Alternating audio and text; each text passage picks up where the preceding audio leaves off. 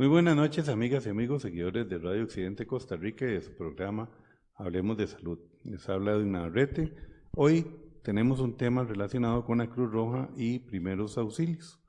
Esto a petición de algunos radioescuchas que nos han solicitado el tema y por eso queremos complacerlos. Para hoy tenemos al señor Juan Luis López Fernández, que él es técnico de emergencias médicas, es administrador de empresas y encargado gestor de proyectos en la Cruz Roja en el Comité Auxiliar de Palmares. Bienvenido, don José Luis. Muy buenas noches a usted y a toda la audición de este programa tan interesante de temas de salud. Correcto. ¿Cuánto tiempo tenemos, Juan Luis, tenemos de estar en la Cruz Roja? Bueno, yo con mucho orgullo digo que soy miembro fundador de esta institución en Palmares. Desde allá por el año 1976 ya andaba ahí en estas lides de la Cruz Roja. Fui voluntario durante muchos años y tengo 3 años y un poquito de ser asalariado en la institución. Perfecto. Me imagino que con un montón de anécdotas y experiencias vividas a lo largo de todo este tiempo, ¿verdad?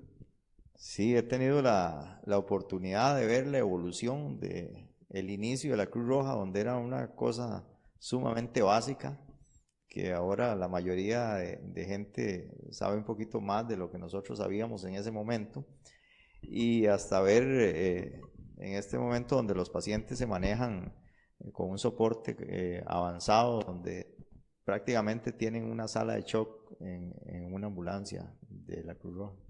Qué bueno. Hoy nos ocupa hablar de la Cruz Roja porque se está atravesando una dura crisis, ¿verdad?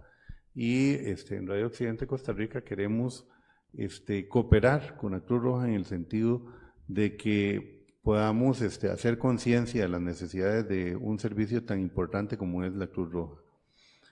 Vamos a arrancar con una primera pregunta porque la idea también es informar al público de cómo poder actuar en caso de una emergencia de una forma, digamos, rápida mientras llega la Cruz Roja a darnos ese soporte que necesitamos. ¿Cómo podemos ayudar a alguien, por ejemplo, en caso de un atragantamiento? Bueno, en el caso de un adulto hicimos una toma allá en la Cruz Roja porque nos queda un poquito más incómodo realizarla aquí y vamos a ver ese video para que don Juan Luis nos explique paso a paso cada una de ellas y luego venimos aquí al estudio con lo que es el atragantamiento de niños y persona adulta mayor. Bueno, en el caso que sufra un atragantamiento, entonces vamos a lograr un acceso detrás del paciente, lo vamos a estimular a que tosa. Si no lo logra hacer, entonces vamos a buscar la boca del estómago, vamos a medir 4 dedos hacia abajo o del ombligo 4 dedos hacia arriba y ahí vamos a colocar el puño de la mano, vamos a hacer presión. En caso de que no salga la obstrucción, el paciente va a tornarse inconsciente.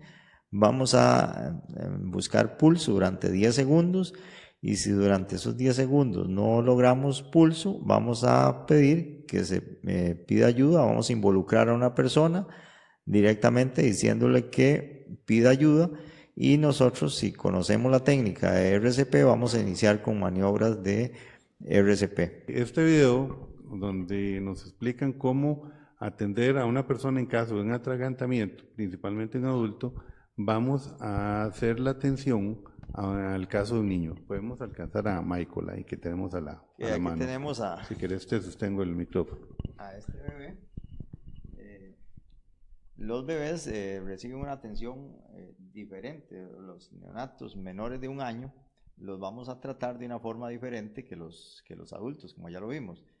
En el caso de un atragantamiento, el bebé se tragó algo ahí y no puede respirar, entonces lo vamos a tomar, vamos a hacer la mano tipo canasta, vamos a colocar su cabecita ahí, vamos a darle 5 golpes en medio de en la espaldita, 1, 2, 3, 4, 5, volvemos, revisamos a ver si ya la obstrucción salió En caso de que no haya salido la obstrucción, que todavía se mantenga, vamos a dar 5 compresiones con 2 dedos. Pueden ser con estos 2 dedos, a veces hay mucha diferencia en el tamaño, entonces lo podemos hacer con los dedos del centro.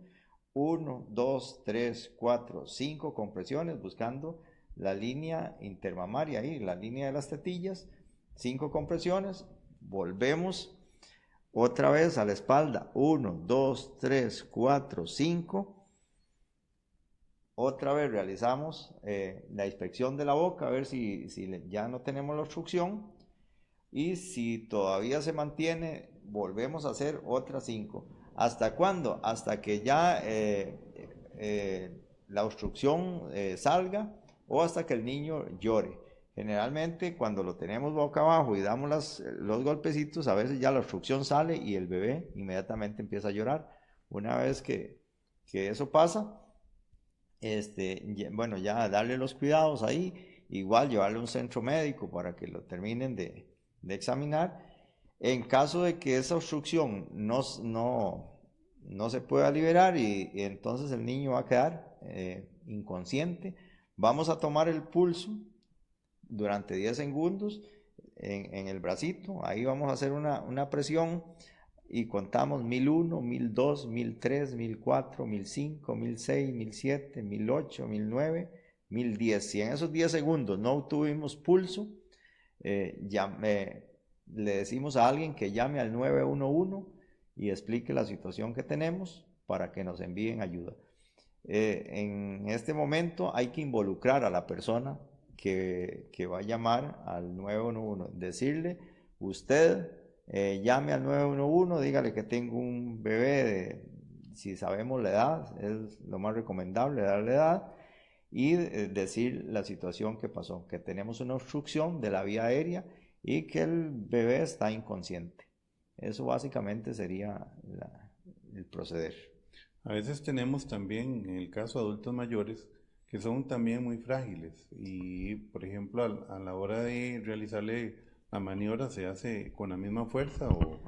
En el caso de adulto mayor es casi como tratar a un niño. Los huesos, toda su estructura es mucho más frágil y entonces también hay que tener ese cuidado, no aplicar, por ejemplo, la misma fuerza que se le aplica a una persona joven, a un adulto mayor, porque podríamos ocasionarle tal vez un daño ahí por tratar de ayudarlo. Si no medimos, hay que tener calma para poder también medir las fuerzas. A veces con la adrenalina uno no se controla y hace una fuerza excesiva y puede dañar otras estructuras del organismo del paciente. Correcto.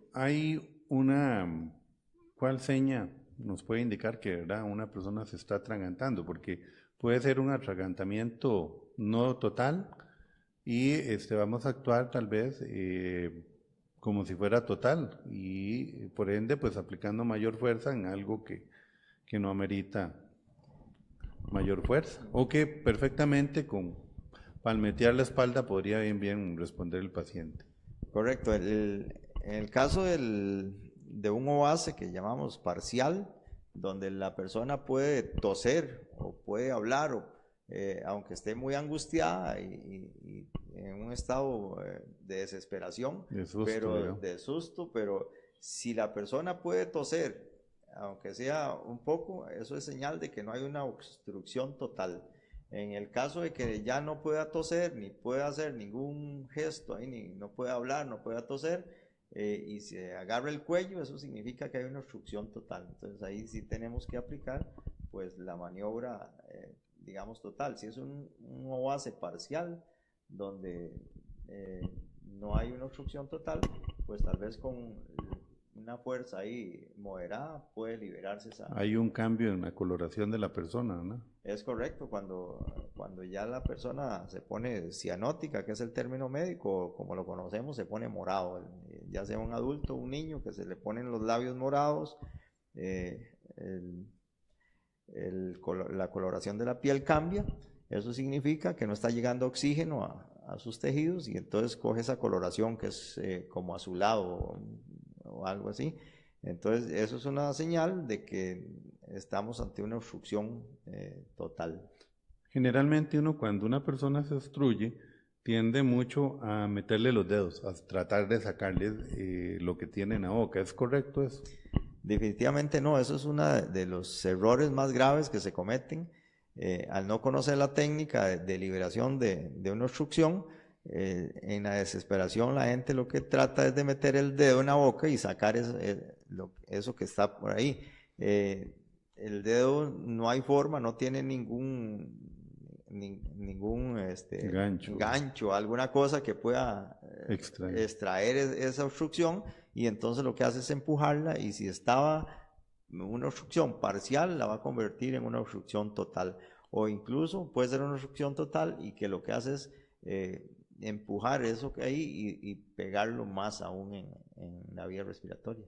Ok, yo creo que ya hemos sido claros en lo que es la obstrucción de un adulto mayor y de un niño. Ahora, tal vez una recomendación así rápida de qué podemos hacer para evitar que se den este tipo de situaciones, porque a veces somos muy dados a darle a los niños confites, popis, por ejemplo, que se desprenden del palillo y que ocasionan en ellos algún tipo de obstrucción. Bueno, importantísimo en esta parte que los niños no jueguen con objetos pequeños que se puedan echar a la boca, tipo bolitas de vidrio, partes de juguetes que se desprenden y que se los llevan a la boca. Estas piecitas y todo eso es importantísimo, no dejarlas al alcance de niños. En cuanto a alimentación, tener mucho cuidado con alimentos que tengan semillas. Por ejemplo, los mamones, que son un alimento que tiene una semilla que si se la tragan puede hacer una obstrucción ahí bien complicada. Confites, algunos tipos de golosinas que los niños se lo pueden tragar y se les puede hacer una obstrucción ahí total. Ok, yo le agregaría esto tal vez para los adultos mayores que son muy dados algunos a dormir con las prótesis dentales, ¿verdad? Que puede existir un atragantamiento ahí, también el tipo de alimentación a los adultos mayores, ¿verdad? Que son ya muy adultos mayores y comidas muy secas o cosas muy tostadas que producen siempre en ellos problemas a la hora de poder tragar con un grado de dificultad, ¿verdad? Correcto, el adulto mayor ya tiene un grado de dificultad mayor para poder ingerir alimentos, y entonces si le vamos a dar a un adulto mayor que ya no tiene piezas dentales y le vamos a dar un alimento como tal vez pollo o otro tipo de carne, es muy peligroso que pueda hacer una obstrucción. Entonces, valorar cómo está ese adulto mayor para poder ingerir ciertos alimentos que son un tanto peligrosos para ellos. Ok, vamos a dar por cerrada esta parte y vamos a entrar a ver un video donde se puede improvisar un cabestrillo, y aprovechamos también para ir a unos comerciales de nuestros patrocinadores. Ok, ahora vamos a realizar un vendaje, y para lo que vamos a utilizar un pañuelo triangular que normalmente utilizamos nosotros en los botiquines. Es un pañuelo en forma de triángulo que tiene muchas utilidades. Aquí lo que vamos a hacer es inmovilizar un brazo por una situación que puede ser una fractura o una herida que ya controlamos el sangrado y que posteriormente vamos a trasladar al paciente, y para que no tenga movilidad, entonces le vamos a hacer un vendaje. Este vendaje se llama cabestrillo. Hay varias formas de hacerlo. Una de las más sencillas con este pañuelo es hacer un nudito al final del cabestrillo para que del pañuelo. Colocamos el pañuelo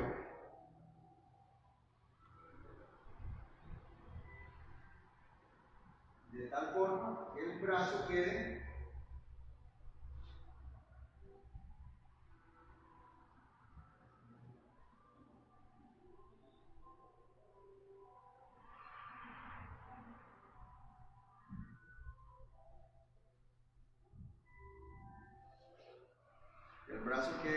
acomodado ahí en el pañuelo.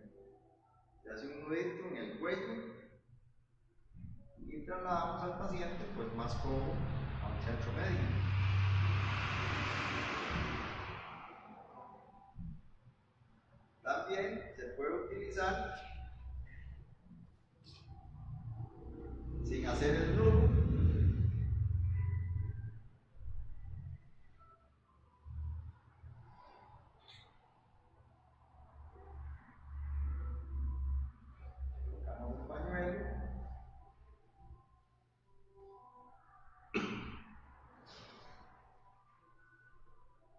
al final lo doblamos y lo podemos pegar con un espadrapo o con una gasilla ahí en este lugar para que quede pues sujeto ahí esta parte del pañuelo. Otra sería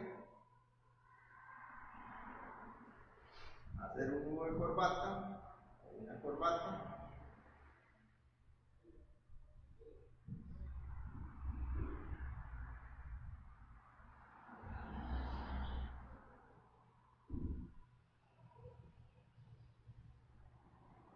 Y utilizar solo esa parte.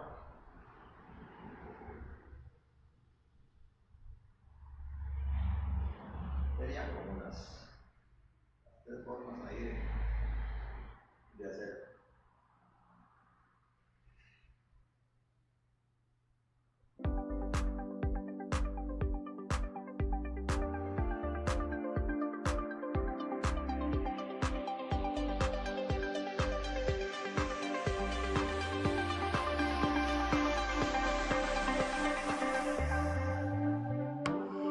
Ferretería La Recta. Estamos ubicados diagonal al Banco Nacional de Palmares. Contamos con una amplia gama de materiales para su construcción, remodelación o ampliación. Desde herramientas, grifería, pinturas, materiales para obra gris, material eléctrico, accesorios para mueblería y todo en tornillos.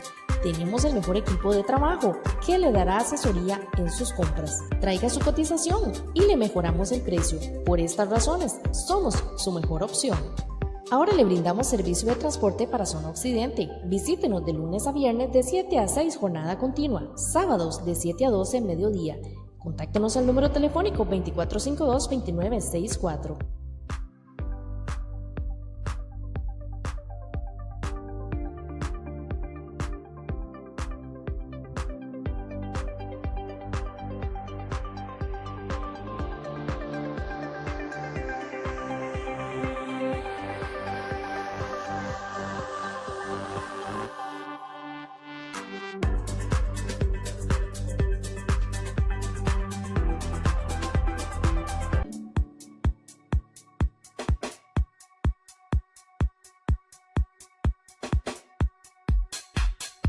Lubricentro Alex y Alonso, con el mejor servicio para su vehículo. Le ofrecemos cambio de aceite con las mejores marcas del mercado.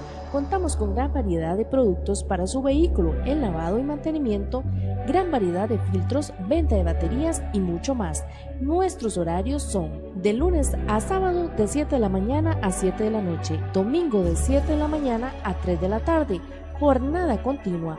Estamos ubicados 500 metros al sur del antiguo Banco Nacional en Palmares. Para mayor información puede contactarnos al número telefónico 2452-1215.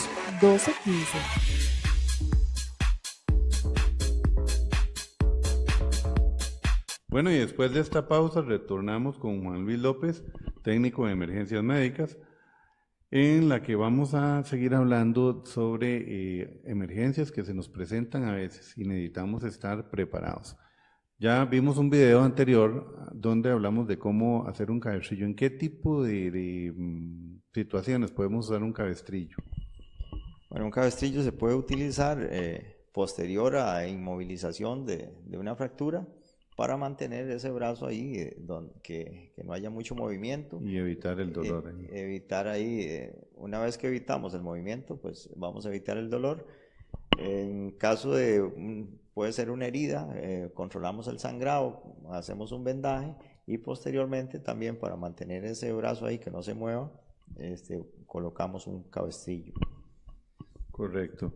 Ahora que estamos hablando del cabestrillo ahí en caso de fracturas, existen dos tipos de fractura. ¿Usted nos podría explicar cuáles son los tipos de fractura que hay? Por ejemplo, en caso de que uno ve que alguien se cae, sospecha que puede existir una fractura o ve, ¿qué ven? ¿Qué es lo que...? Bueno, generalmente las fracturas se clasifican en dos tipos, en las que son expuestas, donde el hueso sale a la superficie, y las cerradas, donde se fractura el hueso, pero no sale, no rompe la piel y se queda dentro de la piel. Ese tipo de fractura pues tiene sus complicaciones, sobre todo las que son de tipo expuesto, porque tenemos dos cosas, tenemos una herida y tenemos la fractura. Entonces tenemos que controlar la hemorragia y posteriormente inmovilizar la fractura. En las que son cerradas, pues únicamente se inmoviliza al paciente y a veces no es tan sencillo reconocer una fractura.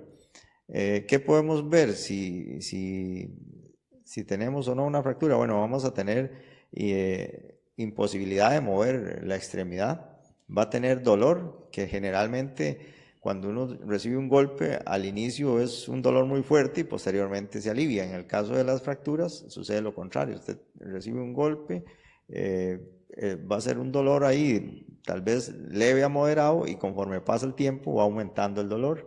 Igual la hinchazón o el edema, que conforme pasan las horas va aumentando también. Esas son como así situaciones básicas para determinar si hay o no una fractura. Sí, en dado caso de sospecha, si uno no está seguro, mejor inmovilizar y llevar al paciente a un centro hospitalario. Correcto, generalmente cuando tenemos duda de algo y nosotros a nivel prehospitalario y en primeros auxilios, partimos de que si hay duda, le vamos a dar el beneficio de la duda al paciente para mejor resolver. Entonces, si sospechamos de una fractura, bueno, inmovilizamos y lo llevamos al centro médico. Caso, por ejemplo, los accidentes de tránsito, caídas de más de 2 metros y todo eso, donde ya con solo el hecho de que alguien sufra una caída de una altura considerable, aunque no sea muy evidente si tiene una lesión o no, pues lo inmovilizamos desde la cabeza a los pies y tal vez ya han visto ahí que lo acuestan en una tablita, le ponen un collar cervical y lo inmovilizan totalmente para descartar o para prever que no haya una lesión sí. Y más agudizarla. Ahora que decís esto, hay una situación que se presenta muy frecuente, que cuando un paciente una persona se cae de una altura mayor a su estatura, cuando una persona, por ejemplo, un adulto mayor, está en la cocina o está en X lugar, se cayó, se desplomó y cayó, la gente tiende a correr y a levantarlos, ¿verdad? Tal vez si nos das una recomendación en ese aspecto para que no se cometan este tipo de errores, ¿verdad? Porque sabemos que hay un error en esa situación. Sí, es muy normal que cada vez que alguien se cae de cierta altura o incluso de nuestra propia altura, hay una reacción inmediata a levantar a la persona. Eso es como algo, la gente a veces piensa que si lo levantan y está sentado o de pie va a estar bien. Entonces a veces cometemos ese error en movilizar a un paciente que ha sufrido una lesión y podemos complicar un poco más la situación. Entonces, recomendación número 1, dejar el paciente donde cayó. Si el paciente reacciona y por sí solo se levanta, pues no hay ningún problema, porque el paciente está haciendo su propio esfuerzo. Pero si no se puede levantar, dejémoslo ahí. Si no sabemos hacer nada, mejor no hacer nada. A veces la gente quiere ayudar, pero no sabe cómo hacerlo y entonces más bien complican la situación un poco más. Correcto. En el caso de las fracturas de cadera se dice que el paciente normalmente se fractura y se cae cuando es por, digamos, problemas óseos, una osteosporosis o algo así. Entonces las fracturas de cadera, la paciente o el paciente, principalmente las mujeres, el hueso ya está dañado, se está debilitado, se quiebra y el paciente por eso es que se cae. Entonces, dejemos que hay todos esos pacientes y busquemos ayuda, ¿verdad? Llamando al 911 en esos casos. Es correcto. En esto hay una tendencia a creer que el paciente se cayó y se fracturó, pero generalmente, como usted lo dice, es todo lo contrario. El paciente se fractura y posteriormente cae. Esos pacientes es mejor dejarlos ahí, tratar de ponerles alguna almohadita o algo ahí para mantenerlos en una posición cómoda sin moverlos hasta que llegue personal ya especializado que conozca cómo hacer una inmovilización total y llevarlos al centro médico. Ok, ahora vamos a tratar lo que son las cortaduras o hemorragias por una cortadura o una herida, digamos. Vamos a ver un video nuevamente donde se va a explicar cómo se debe realizar un vendaje para controlar una hemorragia. y luego retornamos nuevamente para aclarar ese tema. Bueno, ahora vamos a realizar un vendaje en caso de una persona que haya sufrido una cortadura y esté con una hemorragia. Importante a la hora de manipular una herida, usar guantes.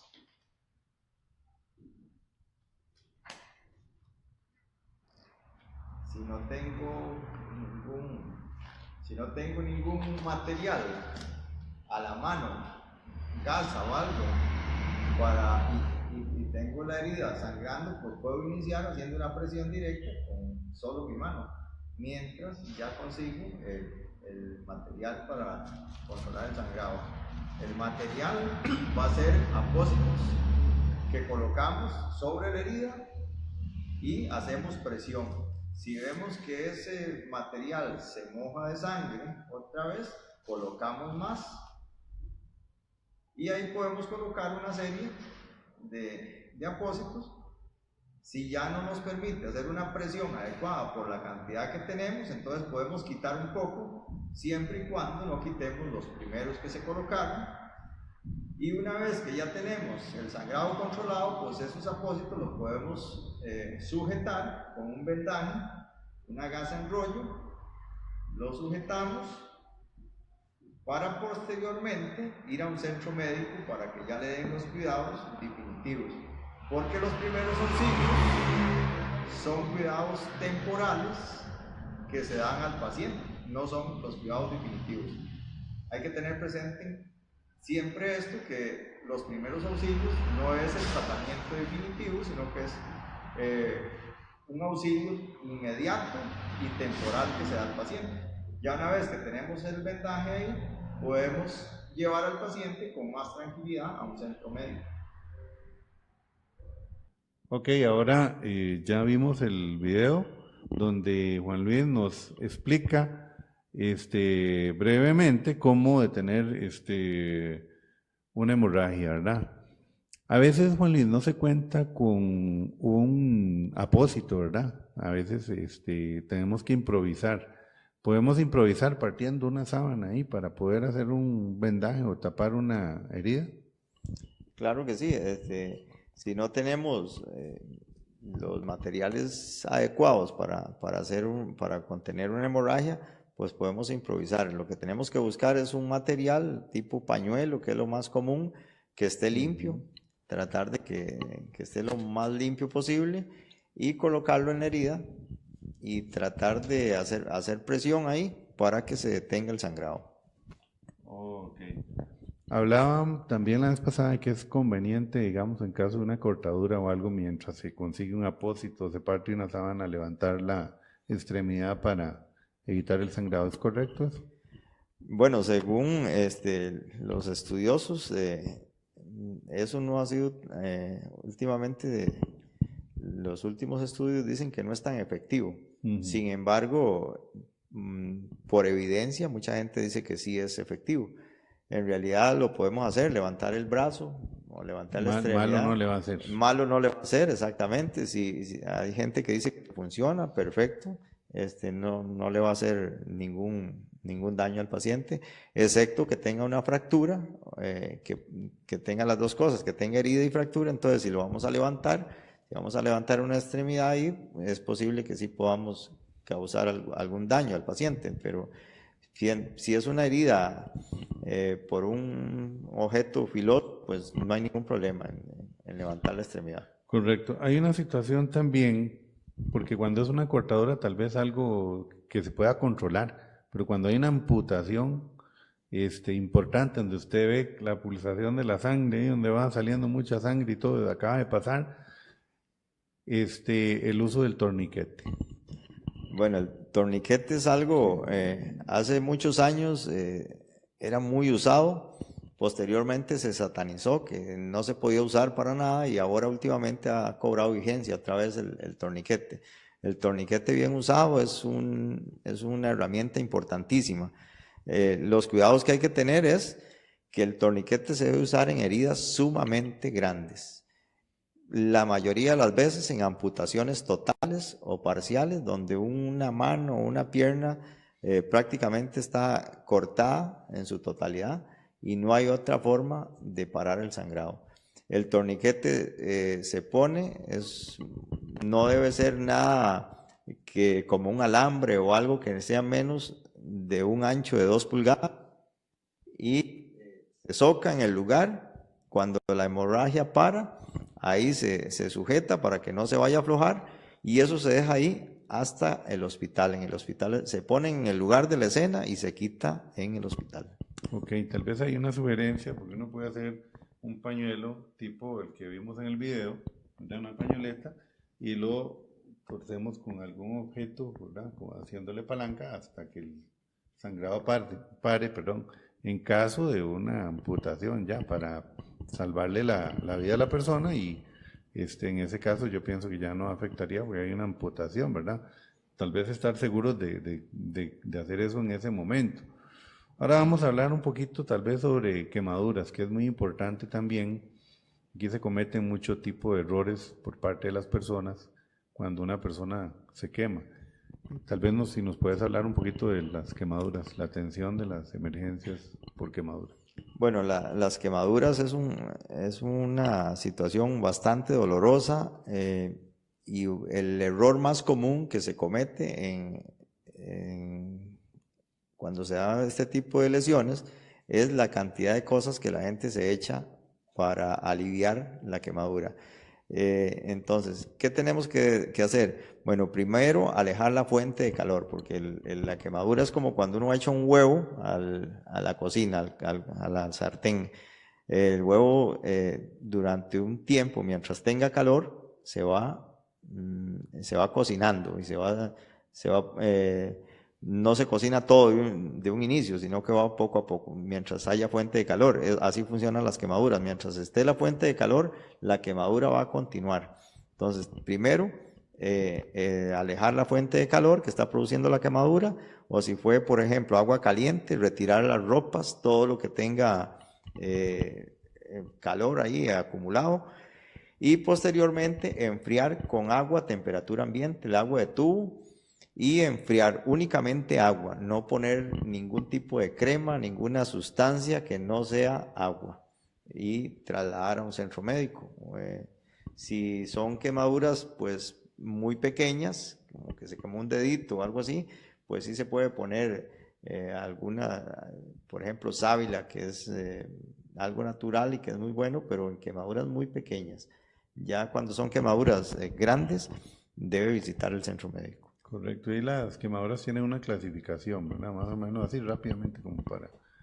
Sí, las de primer grado, que son cuando la piel está roja nada más, la segundo grado cuando ya hay ampollas, y tercer grado cuando ya involucra el músculo. Entonces ya es una quemadura profunda donde se aprecian estructuras. Ya se quema las partes internas, se quema el músculo, hay grasa ahí, ya es algo más profundo. Ok, yo creo que con eso nos queda claro. Ahora vamos a hablar de las convulsiones, porque es otra cosa que se presenta con alguna frecuencia. Y me acuerdo en algún momento de que una persona convulsionó y decían, jálele el dedo del centro, el dedo corazón, y todavía existen personas que tienen esa práctica. Entonces vamos a ver un video donde vamos a ejecutar maniobras para evitar complicaciones en aquellas personas que están convulsionando y venimos a reforzar un poquito con Juan Luis.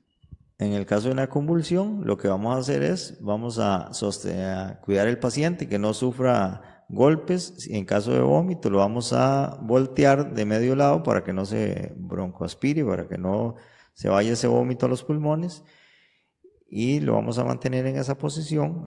Bueno, ahora, luego de ver este video, así rápidamente, ¿puedes explicarnos más o menos qué podemos hacer así en caso de una convulsión? Principalmente, bueno, ya vimos ahí que el paciente se vuelve y toda la cuestión, pero estos pacientes tienden mucho a morderse, ¿verdad? Sí, generalmente es una de las señales cuando vemos una persona que cayó súbitamente al suelo, que hace ciertos espasmos y buscamos lesiones en boca como sangre o algo así, es que hay una señal de que se mordió y es muy probable que haya sufrido una convulsión.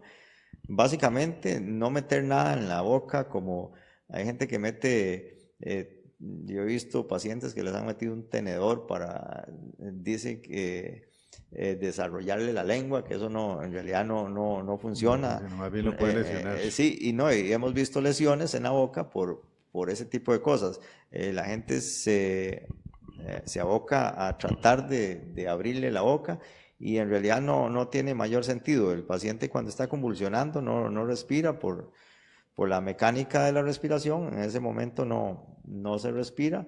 Entonces lo que hay que hacer es sostener al paciente, que no se vaya a golpear, y una vez que pasa la convulsión, entonces abrir la vía aérea, que es lo que se ve ahí en el video, abrir la vía aérea para que el paciente inicie la respiración lo más normal posible y pedir ayuda para ver si es un paciente que ya tiene tratamiento y todo esto, que es importante. Ok, hay algo importante también con relación a las convulsiones, porque hay personas que por llamar la atención fingen una convulsión. Hay características importantes en una convulsión, por ejemplo, cuando un paciente se orina, algunos hasta se defecan, signos para reconocer una verdadera convulsión y signos para reconocer algo que no es una convulsión, que es simplemente como por llamar la atención. Sí, hay un grupo de población que es como en el que se centra ese tipo de convulsión, que es para llamar la atención. Jocosamente se dice paciente femenina entre 16 y 25 años aproximadamente, como es el rango ahí más probable, que se pelean con el novio, por ejemplo, y de pronto hace una convulsión. Tiene ciertas características importantes, no se cae súbitamente al suelo, nunca se golpea, se cae o la ven caerse, pero suavemente, se va como, incluso hace como ciertos gestos para que vean que se va a caer y alguien la agarre.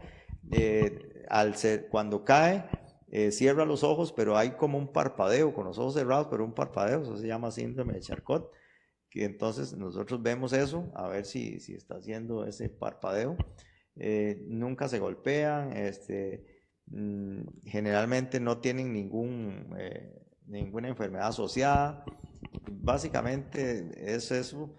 Si uno les estimula el dolor, reaccionan.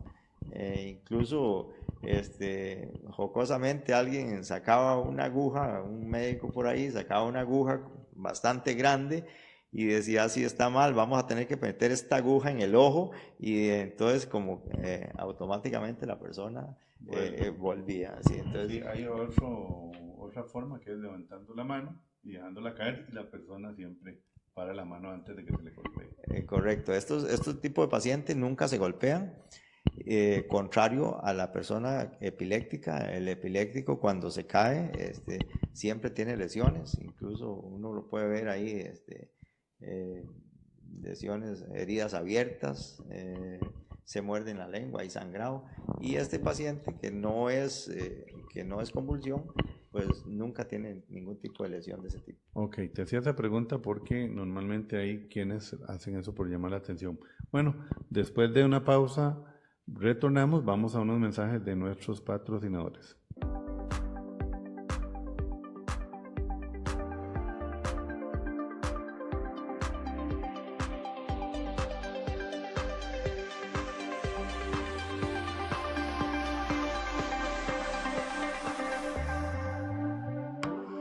Ferretería La Recta. Estamos ubicados diagonal al Banco Nacional de Palmares. Contamos con una amplia gama de materiales para su construcción, remodelación o ampliación. Desde herramientas, grifería, pinturas, materiales para obra gris, material eléctrico, accesorios para mueblería y todo en tornillos.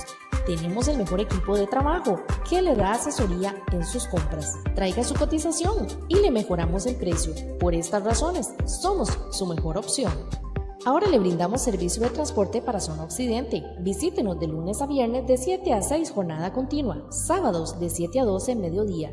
Contáctenos al número telefónico 2452-2964.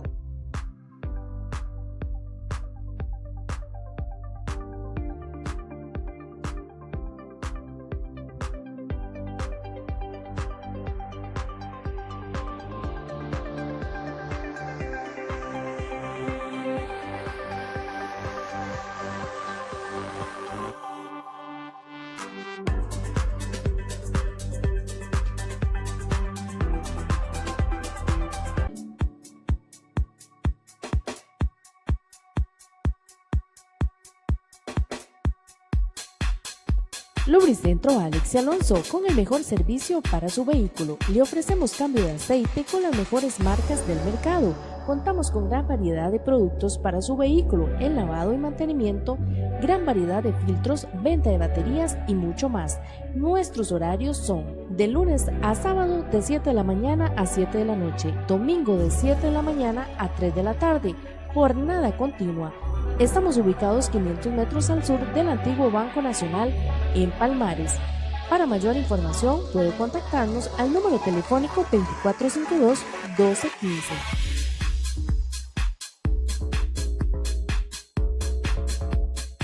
Bueno, y luego de esta pausa retornamos con Juan Luis López.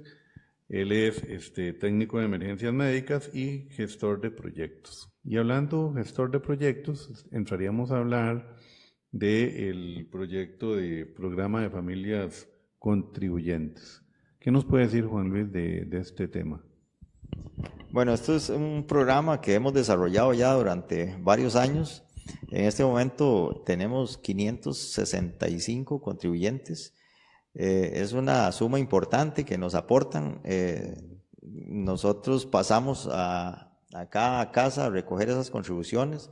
Si alguien quiere afiliarse al programa, nos llama o nos busca, pueden acercarse a la institución y ahí los atendemos, llenamos esto es una contribución totalmente voluntaria. Si por ejemplo un mes no tiene dinero, no pasa nada, no es que queda viviendo para el siguiente, pasamos a recogerlo donde digan, si es en el trabajo o en su casa, en la fecha que también designe, puede ser si es en la quincena porque le pagan en la quincena o al fin de mes, también nosotros tratamos de que sea en la fecha que la persona nos indique.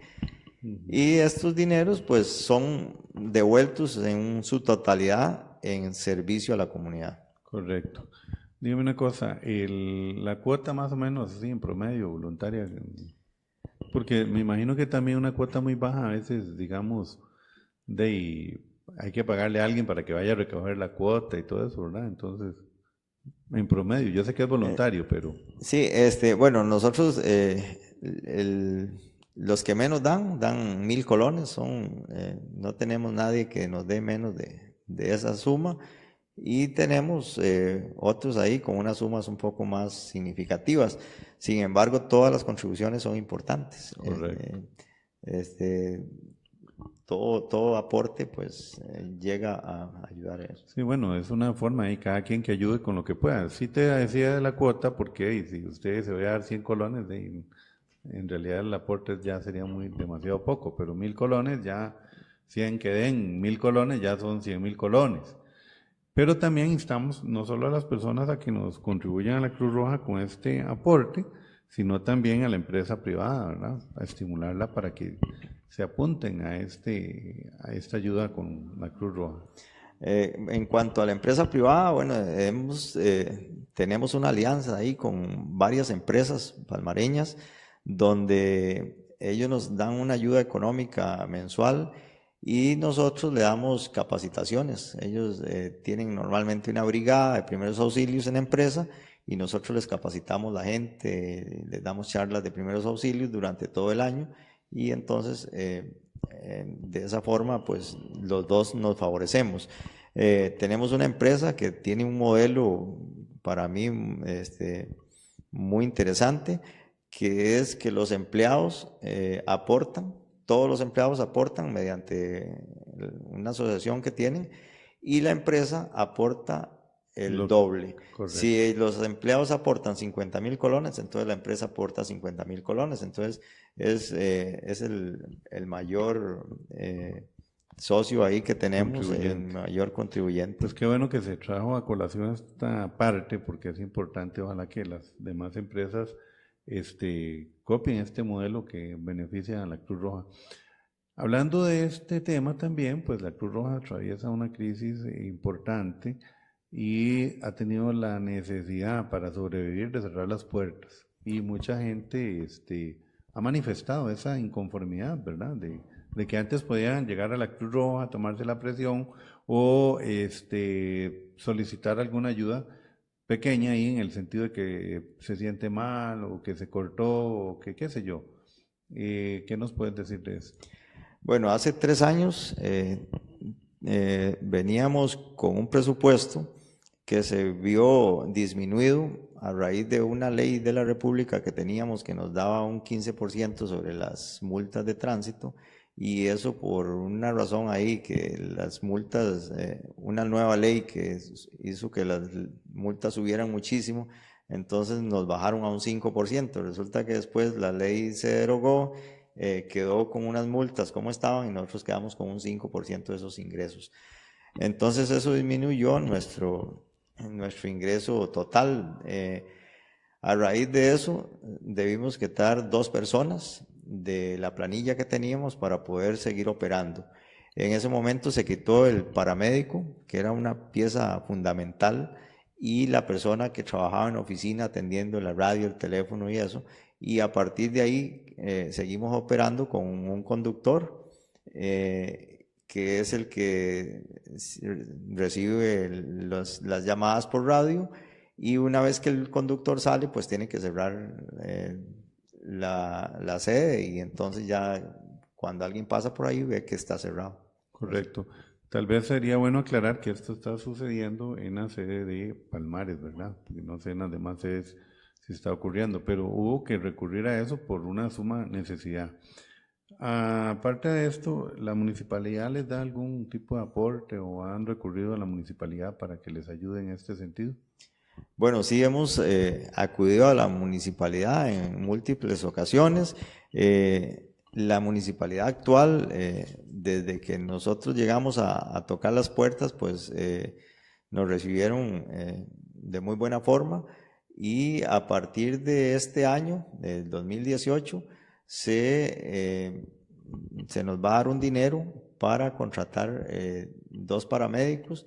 De momento va a ser 1, pero por una situación ahí de unos cálculos de presupuesto que no salieron bien, no se pudieron contratar los 2, pero creo que en próximos meses ya se va a solventar la situación para contratar 2 paramédicos para que haya 1 en el día y otro por la noche, y con un aporte de la municipalidad que inicialmente va a ser por unos meses, pero se está gestionando para que sea por un año más. Correcto. ¿Realizan ustedes viajes de carácter privado, digamos? Nosotros le hacemos traslados a La Caja, a San José, que esos son pagados por la Caja y eso representa un ingreso. También si alguien necesita un traslado a un hospital privado, a San José o a cualquier lugar de San Ramón, o a Alajuela, si tenemos la disponibilidad de unidades y de personal, lo hacemos. Eso queda sujeto a que en ese momento tengamos disponibilidad de gente y de vehículos. Correcto. Me decías también que se le da un descuento a aquellos que son socios cuando se requiere de un servicio de este tipo. Es correcto, la gente que es socio contribuyente, entonces tiene un 25% de descuento en este tipo de traslado. Correcto. ¿Cómo estamos en el asunto de personal? ¿Cuántos funcionarios tiene en este momento la Cruz Roja? Bueno, permanentes y cuántos más o menos voluntarios. Asalariados tenemos 7 personas, contando la administración, los conductores y 2 personas que tenemos trabajando en la oficina de cobros, que es donde se paga la luz, el agua y los recibos de servicios públicos. Esos son 7 personas. Tenemos alrededor de 60 voluntarios, los cuales aportan aproximadamente 20 horas en promedio mensuales cada uno. Eso es una parte muy importante, la parte del voluntariado. Sí quisiéramos tal vez que aportaran más, pero generalmente todos tienen sus trabajos y sus obligaciones, entonces es un poco difícil contar con esa gente. Quisiéramos mayor tiempo, quisiéramos que estuvieran todos los días, pero no se puede. Correcto. Ok, y tal vez aquí, digamos, ¿cuáles otros proyectos tienen para recolectar fondos, digamos, en camino?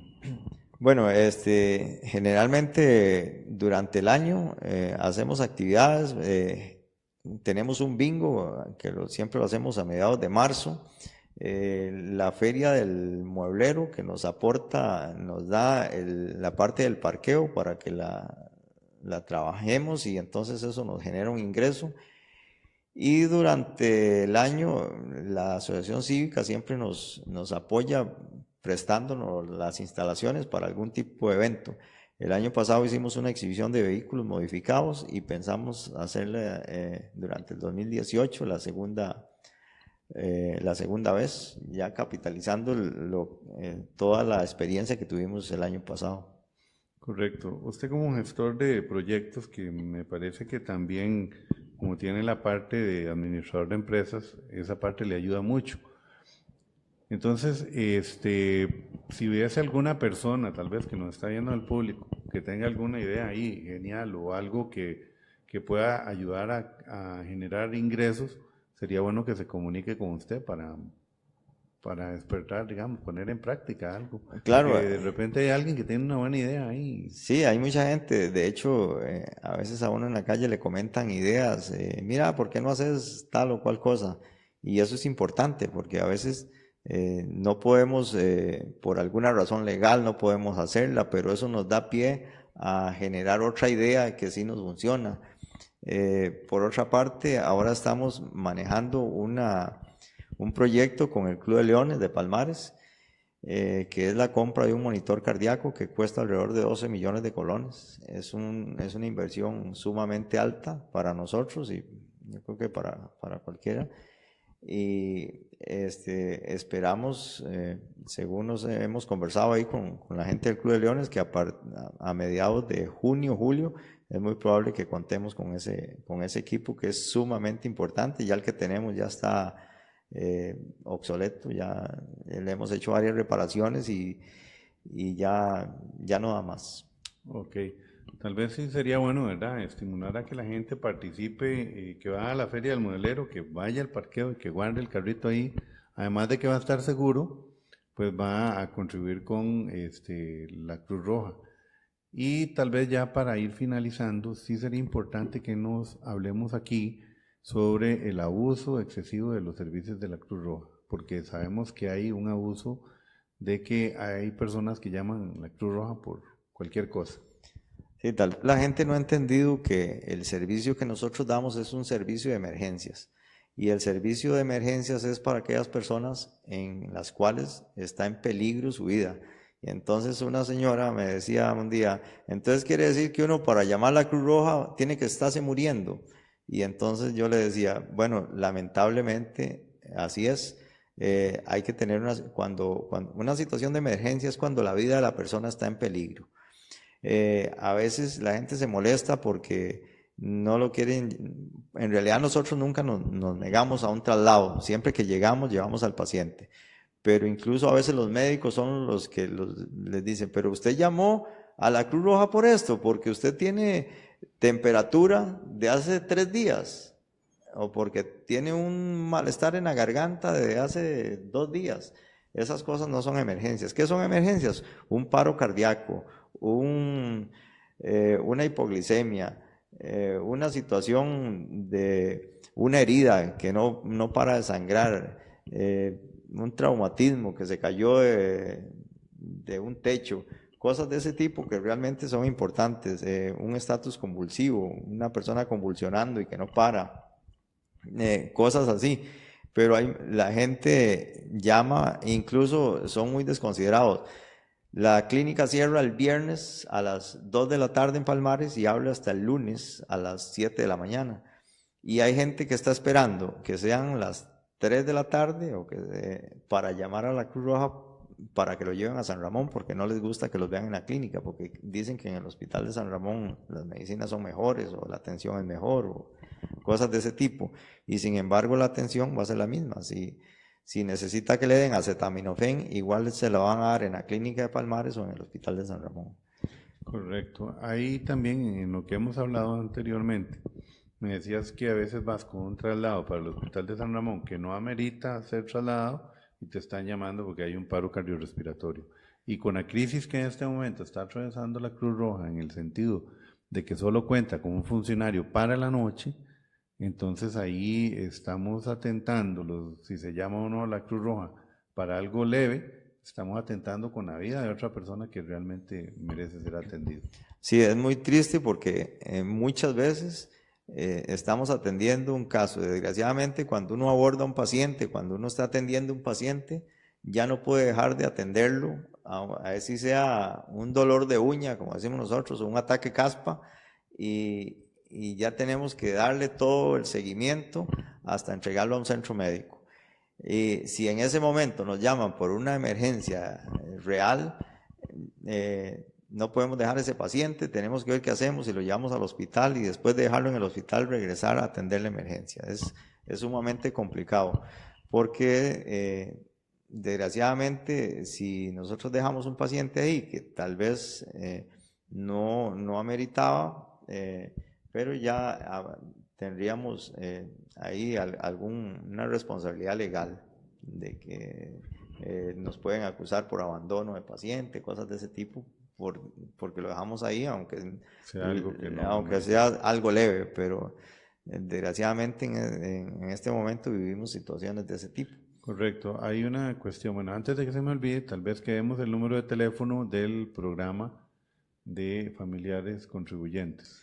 Sí, si alguien quiere asociarse, nos llama al 2453-2211 y pueden preguntar por Juan Luis López. Yo soy el encargado ahí de llegar a afiliar a esa persona y que nos siga dando la contribución. Igual es tan importante la contribución económica como el aporte de ideas, como también usar los recursos racionalmente. Correcto. Ahora, tal vez, ¿qué hacemos en el caso bueno, ahora ya no se puede llamar al número de la Cruz Roja que existía antes para que venga la ambulancia? ¿Cómo hace una persona cuando tiene una emergencia para que se le dé la asistencia? Bueno, las llamadas a emergencias es al 911. Hay tal vez un poquito ahí de malentendido en este sentido de que cuando hay una emergencia preguntan muchos datos y entonces la gente a veces se molesta un poco. En realidad el sistema de emergencias, cuando usted realmente tiene una emergencia, por ejemplo una persona en un paro cardiorrespiratorio, una dificultad respiratoria severa, un shock anafiláctico, que son situaciones que no pueden esperar. Una vez que usted llama al 911, da la dirección y qué está pasando, casi que de inmediato es despachado el servicio. Lo que el operador sigue preguntando, si respira, si no respira, o todas esas cosas, esa información pasa posteriormente. Bueno, este ha sido el programa de hoy con la Cruz Roja y primeros auxilios, con Juan Luis López, técnico de emergencias médicas, y ¿cómo se llama? Encargado del gestor de proyectos, ¿es verdad? Gestor de proyectos, correcto. Queremos agradecerle a Rodolfo Carranza por lo que es video, sonido, edición, y a Milagro Carazo por la directora de la radio. Nos vemos en el próximo programa, hablemos de salud.